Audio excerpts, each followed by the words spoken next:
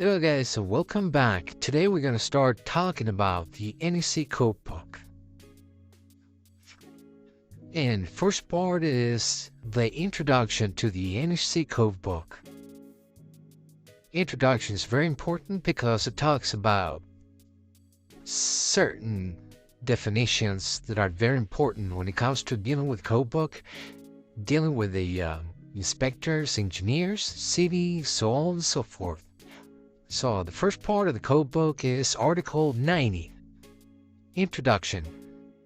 Content is 90.1 Purpose. A. Practical safeguarding. B. Adequacy. C. Relation to other international standards. Section 90.2 Scope. A. Covered. B. Not covered. C. Special permissions. Article 90.3 Code arrangement. 90.4 Enforcement.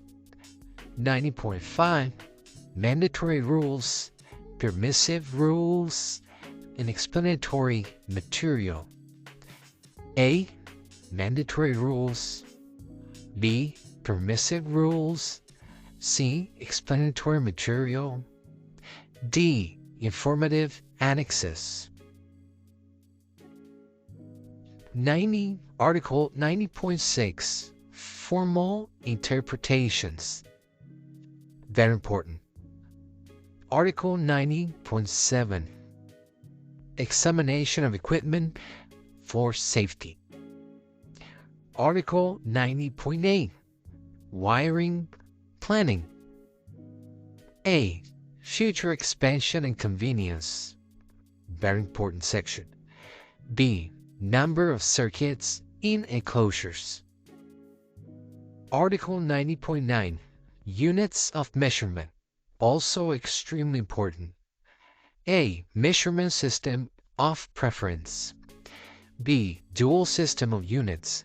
C. Permitted uses of soft conversion. D. Compliance. 90.1 Purpose.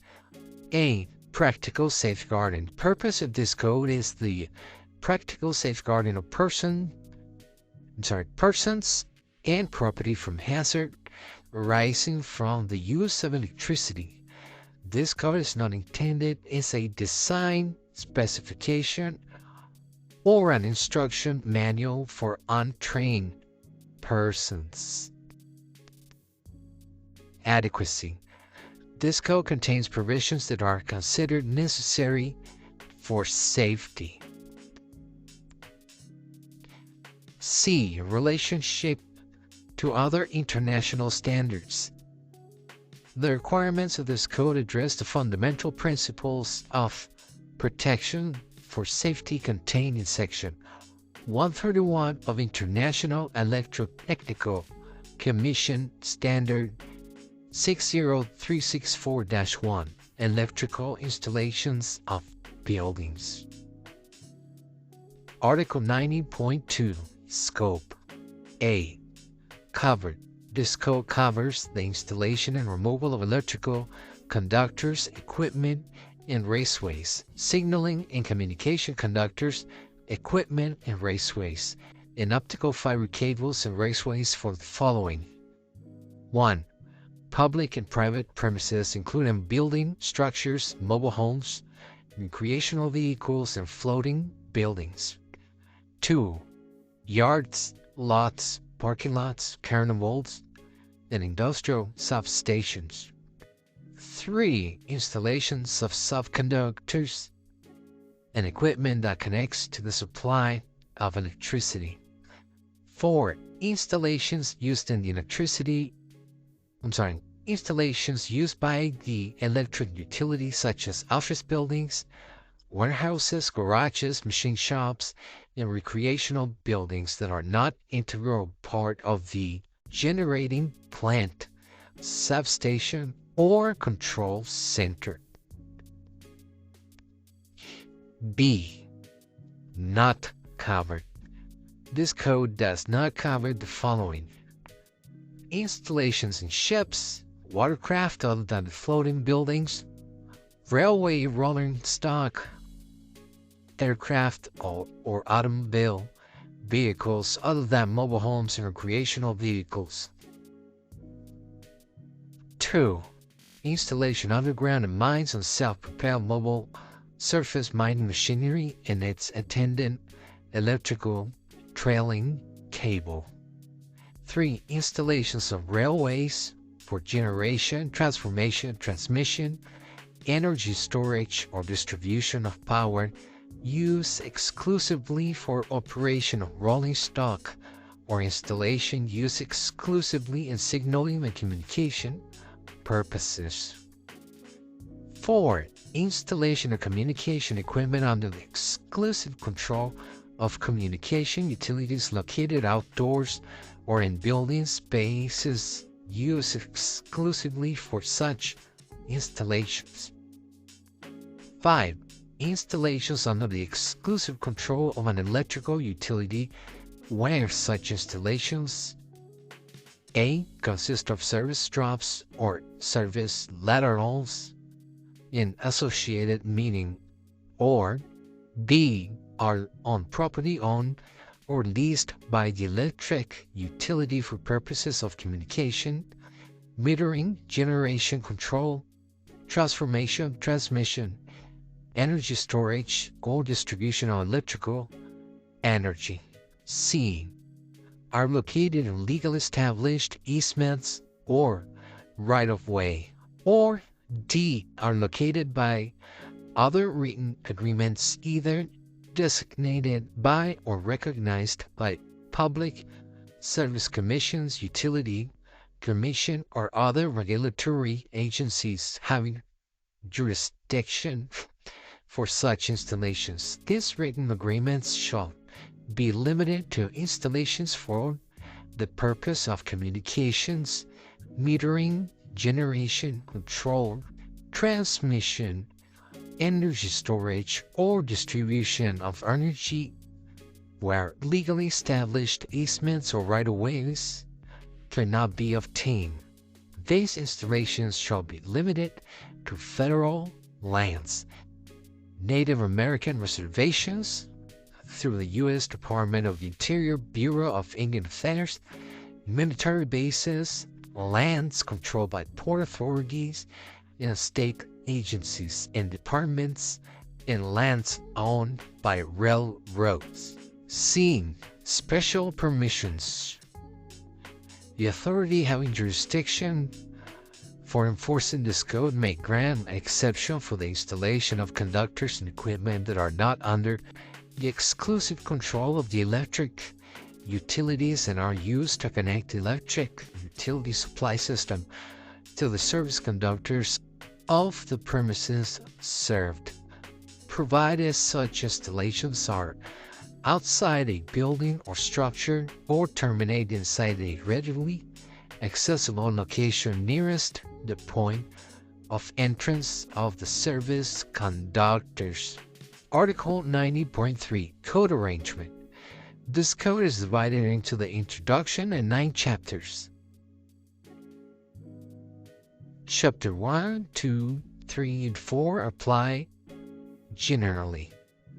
Chapters 5, 6, and 7 apply to special occupancies, special equipment, or other special conditions, and may supplement or modify the requirements in chapters 1 through 7. Chapter 8 covers communication systems and is not subject to the requirements of Chapter 1 through 7, except where the requirements are specifically referenced in Chapter 8.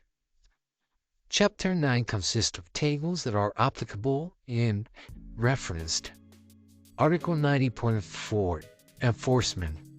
This code is intended to be suitable for mandatory application by governmental bodies that exercise legal jurisdiction over electrical installations, including signaling and communication systems, and for use by insurance inspectors. The authority having jurisdiction for enforcement of the code has the responsibility for making interpretations of the rules for deciding on the approval of equipment and materials, and for granting a special permission contemplated in a number of rules. By special permission, the authority having jurisdiction may waive specific requirements of this code or allow alternative methods where it is assured that equivalent objectives can be achieved by establishing and maintaining effective safety. Like I said before, it's all about safety. This code may require new products, constructions, or materials that may not yet be available at the time the code is adopted. In such event, the authority having jurisdiction may allow the use of the products, constructions, or materials that comply with the most recent previous edition of this code adopted by the jurisdiction. Article 90.5. Mandatory rules, permissive rules, and explanatory material. A. Mandatory rules. Mandatory rules of this code are those that identify actions that are specially required or prohibited and are characterized by the use of the terms shall or shall not. B. Permissive rules. Permissive rules of this code are those that identify actions that are allowed but not required, are normally used to describe options and or alternative methods, and are characterized by the use of the term shall be permitted or shall not be required. C. Explanatory material. Explanatory material such as references to other standards, references to related sections of this code, or information related to a code rule is included in this code in the form of informational notes. Such notes are informational only and are not enforceable as requirements of this code. Brackets containing sections reference to another NFPA documents are for informational purposes only and are provided as a guide to indicate the source of the extracted text. This bracketed references immediately follow the extracted text.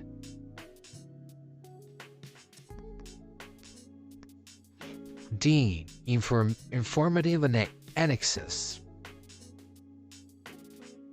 Non-mandatory information relative to the use of the NEC is provided in informative annexes. Informative annexes are not part of the enforceable requirements of the NEC, but are included for informational purposes only. Article 90.6. Formal interpretations. To promote uniformity of Internet interpretation and application of the provisions of this code, formal interpretation procedures have been established and are found in the NFPA regulations governing committee projects. Article 90.7. Examination of equipment for safety. For specific items of equipment and materials referred to in this code, examinations for safety made under standard conditions provide a basis for approval where the record is made, generally available through promulgation by organizations properly equipped and qualified for experimental testing. Inspections of the run of goods at factories and service value determination through field inspections. This avoids the necessary for repetition of examinations by different examiners, frequently with inadequate facilities for such work, and the confusion that will result from conflicting reports on the suitability of devices and materials examined for a given purpose. It is the intent of this code that factory install internal wiring or the construction of equipment need to be inspected at the time of installation of the equipment, except to detect alterations or damage. If the equipment has been listed by a qualified electrical testing laboratory that is recognized as having the facilities described in the preceding paragraph, and that requires suitability shall be determined by application of requirements that are compatible with this code.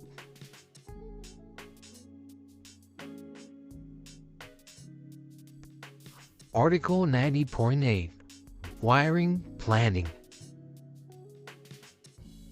A. Future expansions and convenience. Plans and specifications that provide ample space raceways and additional spaces allow for future increases in electrical power and communication circuits. Distribution centers located in readily accessible locations provide convenience and safety of operations. B. Number of circuits in enclosures. It is elsewhere provided in this code that the number of circuits combined in a single enclosure be varyingly restricted. Limiting the number of circuits in a single enclosure minimizes the effect from a short circuit or ground fault. Article 90.9 Units of Measurement. A. Measurement system of preference.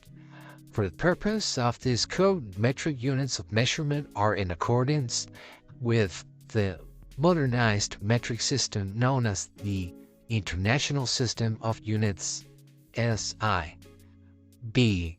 Dual system of units. SI units shall appear first, and inch-pound units shall immediately follow in parentheses. Conversion from inch-pound units to SI units shall be based on hard conversion, except as provided in 90.9 C. C. Permitted uses of soft conversion. The cases given in 90.9 C1 through C4 shall not be required to use hard conversion and shall be permitted to use soft conversion. 1. Tray sizes, where the actual measurement size of a product is not the same as the nominal size. Tray size designators shall be used rather than dimensions. Trade practices shall be followed in all cases. 2. Extract material. Where material is extracted from another standard, the context of the original material shall not be compromised or violated. Any editing of the extracted text shall be confined to making the style consistent with that of the NEC. 3. Industry practice. Where industry practice is to express units in inch-pound units, the inclusion of SI units shall not be required. 4. Safety. Where negative impact on safety will result, soft conversion shall be used. D. Compliance. Conversion from inch-pound units to SI units shall be allowed to be an approximate conversion. Compliance with the numbers shown in either the SI system or the inch-pound system shall constitute compliance with this code. Note 1. Hard conversion is considered a change in dimensions or properties of an item into new sizes that may or might not be interchangeable with the sizes used in the original measurement. Soft conversions is considered a direct mathematical conversion and involves a change in the description of an existing measurement but not in the actual dimensions.